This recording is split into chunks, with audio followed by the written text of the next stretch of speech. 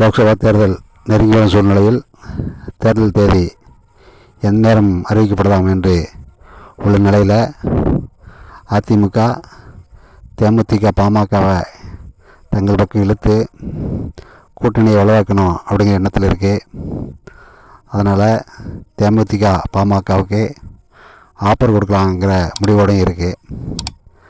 லோக்சபா தேர்தல் எந்த நேரம் அறிவிக்கப்படலாங்கிற சூழ்நிலையில் கடந்த வாரமே திமுக அதை கூட்டணி கட்சிகளோட பேச்சுவார்த்தை நடத்தி ஓரளவு கூட்டணியை முடிச்சு வச்சுருக்கு. அதிமுகவை இதுவரை யாருடன் கூட்டணி என்ற முடிவுக்கு வரல. கடந்த முறை பாஜக, தேமுதிக, அதிமுக சேர்ந்து கடந்த முறை லோக்சபா தேர்தலில் சந்தித்தது. அதன் முன்பு பாமக நகர்ப்புற உள்ளாட்சி தேர்தல், ஊரக உள்ளாட்சி தேர்தல், இடைத்தேர்தலுக்கு பிறகு பாமகவுடனான உறவை அதிமுக முடிச்சிச்சு. அதன் முன்பு பாமக திராவிட கட்சிகளோட நாங்கள் எந்த காலம் கூட்டணி இல்லை அப்படின்னு அறிவிச்சுவிட்டது.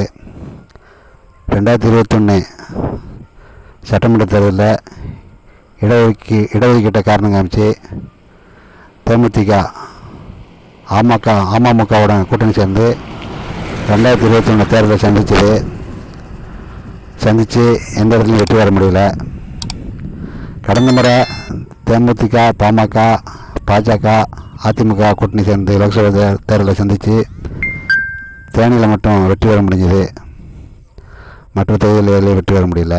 தேர்தல் தேதி அறிவிக்கப்பட முன்னால் கூட்டணி மாறுமா, இதே கூட்டணி நீடிக்குமாங்கிறது போக போக தெரிய வரும். நன்றி, வணக்கம்.